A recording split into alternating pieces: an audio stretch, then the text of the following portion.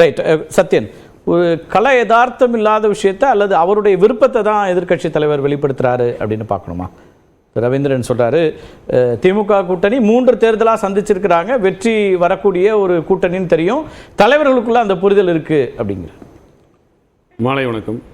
முதல்ல நான் மரியாதைக்குரிய உதயநிதி அவர்கள் வச்சு ஸ்டேட்மெண்ட்டுக்கு சொல்லிடுறேன். அதான தலைப்பா இருக்கு. ரெண்டுமே இருக்கு. நீங்க ரெண்டுமே கருணாநிதியோட பேரன் மு.க. ஸ்டாலினோட மகன் என்கின்ற தகுதியை தவிர்த்து வேற எந்த தகுதியுமே இல்லாம மக்கள் ஓட்டு போட்டு அரசியல் அது வரும். அடுத்து அரசியல்ல பால்வாடி ஸ்கூல்ல தாண்டி வரக்கூடிய முயற்சி தான் அதை பார்க்குறேன். ஜனநாயகத்தில் மன்னராட்சி நடத்தி கொண்டு திமுகவில் அவர்களை தவிர்த்து மற்றவர்கள் எல்லாம் பரம்பரை கொத்தடிகளாக இருக்கிறது அதுலேருந்து திமுக மீண்டு வரட்டும் ஃபர்ஸ்ட்.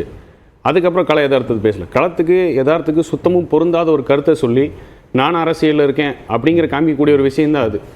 அதுக்கான வெளிப்பாடு தான் அதுவும். அடுத்தது போனால் அரசியல் எந்த ஒரு நிகழ்வுமே ஒரு காரண காரியம் இல்லாமல் நடக்காது. கொஞ்ச நாளைக்கு முன்னாடி நாடாளுமன்ற தேர்தலும் போது நிறைய ஏளனங்கள், அதிமுக பலமான கூட்டணி அமைப்பேன்னு சொல்கிறீங்களே, யாருமே வரலையே அப்படின்னு. இன்னைக்கு அதற்கான ஒரு சமிகை வந்த உடனே நிறைய பேருக்கு பதட்டமாகுது. இது உண்மையிலே கூட்டணி போகுமா இல்லை, அழைப்பு அஇஅதிமுகவும் வரணும் அப்படிங்கிற அழைப்பு வந்த உடனே நிறைய பேருக்கு அது ஒரு பதட்டம் தெரியுது, ஒரு பயம் தெரியுது. உடனே ஒரு சமரசங்கிற போக்கில் இது உண்மையான கூட்டணிக்கான சமிகையான பேச்சுவார்த்தை விவாதங்கள் அப்படி நடந்துகிட்டே இருக்கு. ஆனா நாங்க அழைப்பு வரவேற்கிறோம்னு சொன்னீங்க, அதுக்கு பிறகு நேர்ல வாங்கினீங்க, அவரு நேர்ல வரவே இல்லையே. அரசியல் நிகழ்வுகள் மாறிக்கிட்டே இருக்கு. ஆமா, எதுக்கு போய் மு.க. ஸ்டாலின் தனியா பார்த்தாரு, மு.க. ஸ்டாலின் எதுக்கு கெஞ்சினாரு அப்படிங்கிற வரைக்கும் பேசணும்னா விவாதம் வேற மாதிரி போயிடும். அதுக்கு என்ன ஆத்தன்டிசிட்டி, விவாதம் வேற மாதிரி போயிடும். அது இல்ல திரு சத்யன், நான் ஒரு விஷயம் நான் சொல்றேன். தொடக்கத்திலேயே உங்க இயல்பான ஒரு விஷயத்தை தொடங்குனீங்க. நான் ஒரு விஷயம் சொல்ல விரும்புறேன். எல்லா சொல்லுக்கும் வலிமை இருக்கு, எல்லா சொல்லுக்கும் வலிமை இருக்கு. நம்ம ஒரு ஆழமான கருத்துள்ள சொன்னை சொன்னாலுமே வலிமையான சொல் தான்.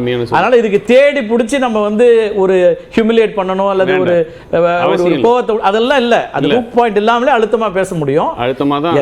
அதுக்கு தான் சொல்றேன். அந்த கருத்துல இப்ப நீங்க சொல்றது ஜஸ்டிஃபிகேஷன் இல்ல. யார் போய் பார்த்தா, இவர் போய் பார்த்தாரு. திரைக்கு பின்னாடி நடக்கக்கூடிய விஷயமா வெளிப்படையா நடந்தாலும் அரசியல் 1+1 = 2 கணக்கு போடுறது பெரிய விஷயம் கிடையாது. உங்களுக்கு தெரியாது. நீங்க 1+1 அரசியல் களத்துல 4 கூட போட்டுருப்பீங்க கணக்கு. அதனால அரசியல் களத்துல இருக்க எல்லாருக்கும் தெரியும். ஓகே, எல்லாருக்கும் மிக முக்கியமான வச்ச குற்றச்சாட்டு என்ன, திமுகவில் கூட்டணியில் இருக்கக்கூடிய அனைத்து கட்சிகளும் கூட்டணியில நிர்பந்தத்தினால கட்டாயப்படுத்தப்பட்டு தங்களுடைய அடையாளத்தை எழுந்து கொண்டிருக்கிறார்கள். 3 வருஷமா நாங்கள் குற்றச்சாட்டு வச்சுக்கிட்டு வைக்கிறோம் இல்லையா? அதனோட வெளிப்பாடு தான் இந்த போராட்டம்.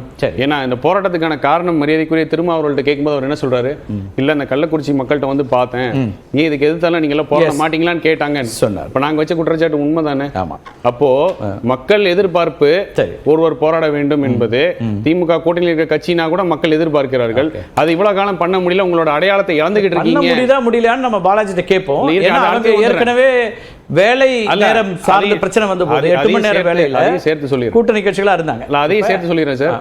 ஒரு நிமிடம் தான் டைம், வேற ஒன்றும் நீங்க பேசுங்க. உங்கள்கிட்ட ஒரே ஒன்று, அதாவது அதுக்காக தான் சொன்னோம், உங்களால ஒரு விஷயம் மக்களுக்கு செய்யணும்னு நினைக்கும் போது கூட உங்களோட அடையாளத்தை இழந்துட்டீங்க.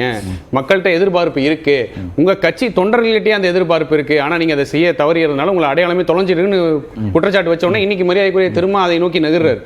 ஆமா, போராட்டம் பண்றோம் மக்களுக்கான்னு சொல்லி அஇஅதிமுக தேர்தல் அறிக்கையில புரட்சி தலைவி அம்மா என்ன சொல்றாங்களோ அதே நரேட்டிவ் தான் சொன்னாரு. படிப்படியாக மது விலக்கு அமல்படுத்த வேண்டும், பூரண மது விலக்கை நோக்கி போக வேண்டும் அப்படின்னு. இதைத்தான் தொண்டர்கள் எதிர்பார்க்கறாங்க விசிக. ஆனா விசிக தொண்டர்கள் ஒருபடி மேல எதிர்பார்த்தாங்க. எத்தனை கேஸ் போட்டிருக்காங்க இதே திமுக, விசிக கொடியேற்ற முடியலன்னு சொல்லி.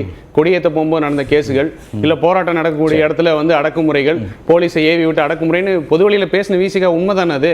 அப்ப இதெல்லாம் கூட்டணி கசப்புக்கான சமிகை எல்லாம் வேற இருக்கு. அது மாற்றுக்கருத்துல முரணா நாங்க பேசுறோம்ன்றாங்க. ஆனா ஒரு கருத்து இல்ல, நீங்க திரைக்கு பின்னால் என்ன நடந்ததுன்னு உங்களுக்கு கிடைத்தது அல்லது நீங்க நம்பக்கூடிய நான் சொன்னது எல்லாமே பொதுவெளி நடந்த விஷயங்கள். ஆன் ஸ்கிரீன் இல்ல நீங்க 2 பேர் சந்திச்சதை பத்தி சொன்னீங்க. நான் என்ன சொல்றேன், ஆன் ஸ்கிரீன் அபிஷியலா திருமாவளவன் என்ன சொன்னார்னா, திமுக கூட்டணிக்குள்ள குழப்பம் வரும்னு எதிர்பார்த்தாங்க, அவங்க மூக்கு அறுபட்டு இருக்குதுன்னு ஒரு ஸ்டேட்மெண்ட்டை சொல்றாரு சார் பிரஸ் மீட்ல. அப்ப அதை எப்படி எடுத்துக்கணும்? வேற என்ன சார் சொல்லுவாங்க? என்ன சார் இல்ல வேற என்ன எதிர்பார்க்க முடியும் இந்த நேரத்துல?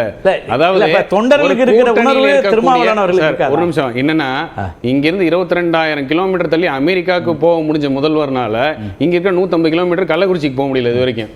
கள்ளக்குறிச்சி கூட்டணி கட்சியை சேர்ந்த ஒரு தலைவர் போறாரு, மக்கள் கேட்கறாங்க இதுக்கெல்லாம் போராட மாட்டீங்களான்னு போராட்டம் அறிவிக்கிறாரு. ஓகே, இதைத்தான் நாங்களும் சொல்லிக்கிட்டே இருக்கோம். மக்களின் எதிர்பார்ப்பை கட்சி ஆரோக்கியமான பூர்த்தி பண்ணுங்க. சொல்லி வந்த விஷயத்தை திமுக கூட்டணியில் இருக்கக்கூடிய கட்சி எடுக்கிறது அது வரைக்கும் ஓகே. என் கேள்வி என்னன்னா, நீங்க ஒரு சமிக்கை வந்திருக்கீங்க இல்லையா?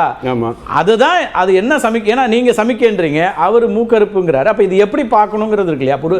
நீங்க யார்கிட்ட பாசிட்டிவா எதிர்பார்க்கறீங்களோ அவர் சொல்றாரு கூட்டணிக்குள் குழப்பம் ஏற்படுத்த முயற்சிக்கிறார்கள் அப்படின்னு அவர் சொல்றாரு. இது வரைக்கும் திமுக இருந்து எந்த ஸ்டேட்மெண்ட் வருதுன்னா ஒரே ஸ்டேட்மெண்ட் இல்ல, நீங்க சொல்ற மாதிரி அந்த கட்டமைப்பு இல்லங்கிற ஸ்டேட்மெண்ட் தான் வருதே ஒழிய இது வரைக்குமாச்சு ஜனநாயகத்தில் நாங்கள் தவறு செஞ்ச ஆளுங்கட்சியா எங்கள் ஆளுங்கட்சியை கண்டித்து அவங்க வந்து போராட்டம் நடத்துவது ஜனநாயக மாண்பு, அதுக்கு நாங்கள் அனுமதி அளிக்கிறோம்னு சொல்றாங்களா? இல்ல கலந்துக்கிறோம்ன்றாங்க. இல்ல அதிமுக அப்படி சொல்லுவாங்க. அதிமுக ஆளுங்கட்சிங்க, அதிமுக ஆளுங்கட்சி கூட்டணியில விசிக திமுகவில் அதிமுக அப்படி சொல்லுமா? சொல்றேன், திமுகவில் சாராய ஆலை நடத்துபவர்கள் முன்னிருந்து நடத்துறாங்களா? இல்ல தமிழகத்திலே இளம் விதவைகள் அதிகமா இருக்கக்கூடிய மாநிலம் இந்தியாவிலே வந்து தமிழ்நாடு தான், ஏன்னா இங்க குடிப்பழக்கம் அதிகமாயிடுச்சுன்னு சொல்ற மரியாதைக்குரிய கனிமொழி கலந்துக்கிறாங்களா? யார் கலந்துக்கிறாங்க? இது வந்து ஒரு ஃபார்மாலிட்டிக்காக. அமைப்பு செயலாளர் சார் அவரு. இல்ல சார், இது அமைப்பு செயலாளர். இது பேச்சு பொருளா மாறினதுக்கு பின்னாடி இது வந்து டேமேஜ் கண்ட்ரோல் எக்ஸைஸ். நான் குப்பரக்கம் விழுந்தாலும் மீசல மண்ணோட்டலங்கிறத திமுக பண்ணிட்டு இருக்கிற விஷயம் இப்ப. ஆனா அந்த சமிகை வர துவங்கி இருக்கிறது உண்மையா இல்லையா? அது உண்மைதானே? அது அடுத்த கட்டத்துக்கு நகர்றது இல்லன்னு ரவீந்திரன் சொல்றாரு. அவர் என்ன சொல்றாரு? அவர் பார்வை என்ன சொல்றாருன்னா, சிக்கல் இருக்கு, அவங்க ஒரு அழுத்தம் கொடுக்கறாங்க தங்களுக்கான டிவிடெண்டை அதிகப்படுத்துவதற்கான, அதாவது within the alliance அப்படின்னு அவர் ஒரு பார்வை வைக்கிறார். வெளியில அப்படின்னு அவர் சொல்றாரு. அது வந்து ரொம்ப நாகரிகமா சொல்லிக்கலாம் within the alliance. இதுக்கு மேல டிவிடெண்ட் என்ன இருக்கு within the alliance? இடங்கள் அதிகமா கேக்குறதா 3 வருஷம் ஆச்சு நீங்க அசெம்பிளில கண்டெஸ்ட் பண்ணி அலையன்ஸா நின்னு இப்ப பார்லிமெண்ட்லயும் முடிச்சிட்டீங்க. இதுக்கு மேல என்ன வித்தின் அலைன்ஸ் என்ன டிவிடெண்ட் இருக்கு போகுது? ஒரு டிவிடெண்ட் கிடையாது சார். 2026 தேர்தல் வருது, இடங்கள் எவ்வளவு, யாருக்கு என்ன இடங்கள் அப்படிங்கறத பத்தி அவர் சொல்றாரு. அது எல்லாரும் ஒரே விதமா இருக்க முடியாது, நாம கூடுதலா இருக்கணும். அது அவர்கள் திமுக மட்டும் தான் கேட்டு பெறுவார்கள்னு உறுதியா தான் இருக்கா? அப்படி ஒண்ணு சார். சார் அரசியல் களத்துல எது வேணா நடக்கலாம், நான் மறுக்கவே இல்லை சார். அரசியல் களத்தில் எது வேணாலும் நடக்கலாம், என்ன நகர்வு வேணாலும் இருக்கலாம். எந்த ஒரு நகர்வுக்கும் அரசியல் காரணம் இல்லைன்னு சொல்லவும் முடியாது. இருக்கு, நான் உங்க கருத்துல முரண்படவே இல்லை, கரெக்ட். ஆனா அது நீங்கள் எதிர்பார்க்கக்கூடிய அளவுக்கு சமிக்கையா மாறி இருக்கா, அல்லது அவர் வெறும் டிஎம்கேக்கு சமிக்கை கொடுக்குறாரா? இதுதான் இப்ப என் கேள்வி. இப்போ நான் பேசணுமா சார்? எஸ். அரசியல் நிகழ்வுகள் நடக்குது, வெளிப்படையாக நடக்குது. இது நாள் வரைக்கும் திரைக்கு முன்னால் அழுத்தத்தில், எந்த நிர்பந்தத்தில், கட்டாயத்தில், மிரட்டலில் இருந்த கூட்டணி கட்சிகள் இப்பொழுதுதான் வந்து வெளியே வர துவங்கி இருக்கிறார்கள். நான் பார்க்கிற பார்வை, இது நம்ம பொதுமக்கள் பார்க்கிற பார்வை. இப்பதான் மரியாதைக்குரிய திருமா மட்டுமல்ல, காங்கிரஸ் கட்சியில் இருக்கக்கூடிய பொது வழியில கொஞ்சம் பேசுறாங்க. கார்த்திக் சிதம்பரம் வந்து என்ன பேசுறாரு பொது வழியில? உண்மையான காங்கிரஸ்காரர்கள் நாம் இதை செய்ய வேண்டும், அதை செய்ய வேண்டும் சொல்லி முடிவு எடுக்க வேண்டியது ராகுல் காந்தி. இல்ல அவரு ட்வீட் போட்டு நம்ம ரெண்டு பேரும் எனக்கு ஸ்வீட் பாக்ஸ் வரலங்கறாரு, சைக்கிள் ஓட்டலாம். ஸ்கிப் பண்ணி அடுத்த டாபிக் போகணும் சார். ஒரே ஒரு டெசிஷன் மேக்கர், அதே டாபிக் தான் சொல்றேன். ஓகே, டெசிஷன் மேக்கிங்னா கூட டெசிஷன் மேக்கிங் வந்து அந்தந்த ரீஜன்ல இருக்கக்கூடிய மோஸ்ட் நோட்டபிள் பர்சனாலிட்டிஸ் சொல்லி இப்போ 2வது முறை எம்பி அவர் கேட்காமல எதுவும் பண்ண போறது இல்லை. அவரோட தந்தை சிதம்பரம் ஒரு பெரிய போஸ்ட்ல இருக்காரு காங்கிரஸ்ல, அவரும் வெளிப்படையா வந்து பேசுறாரு. அவர் பேசக்கூடிய கருத்து வந்து செல்வ பிறந்தைக்கு ஓபனா இருக்குங்கறீங்க. விமர்சன பார்வைகள் வெளிப்படையா வருது, விமர்சன வெளிப்படையா வருது மட்டும் இல்ல, அந்த டிசென்ட் அங்க தெரியுது பாருங்க வெளிப்படையா. செல்வ பிறந்தைக்கும் கார்த்திக் சிதம்பரத்துக்கு ஆகிறது இல்லாத மாதிரி ஒரு டிசென்ட் தெரியுது. ஆனா நான் தான் ட்ரூ காங்கிரஸ்காரன் அப்படிங்கிற ஒரு முத்திரையை அவர் பதிக்கும் பொழுது இந்த கருத்துக்கள் இப்ப வெளிவர தோங்குவது எதை நோக்கி? எல்லாருக்குமே டார்கெட் 2026 அசெம்பிளி எலெக்ஷன். ஆமா, எல்லாரும் கூட்டணியில எல்லாரும் திமுக கூட்டணி சொல்றது ஒரே ஸ்டேட்மெண்ட் என்ன சார்? நீங்க கூட்டணியில் இருக்கீங்க அப்படின்னா பாஜக எதிர்ப்பு, சரி நாங்க பாஜக எதிர்க்கிறதுனால கூட்டணியில் இருக்கோம் அப்படின்னு. இப்ப அதிமுக வந்து கூட்டணி உடையாது, அது வரைக்கும் தைரியம் இல்ல எடப்பாடியா இருக்குன்னு குற்றச்சாட்டு வச்சாங்க. எடப்பாடியா நாடாளுமன்றத்துக்கு இல்ல, சட்டமன்றத்துக்கு இல்லன்னு சொல்லியாச்சு. இப்ப பாஜக எதிர்ப்பு நிலையில தான் இருக்கும். இப்ப கூட்டணி கட்சிகளுக்கு கதவுகள் திறந்திருக்கு, நாம சொல்லணுங்கிற அவசியம் இல்ல. அரசியல் நிகழ்வுகள் இல்ல. ஆமா, அதுதான்.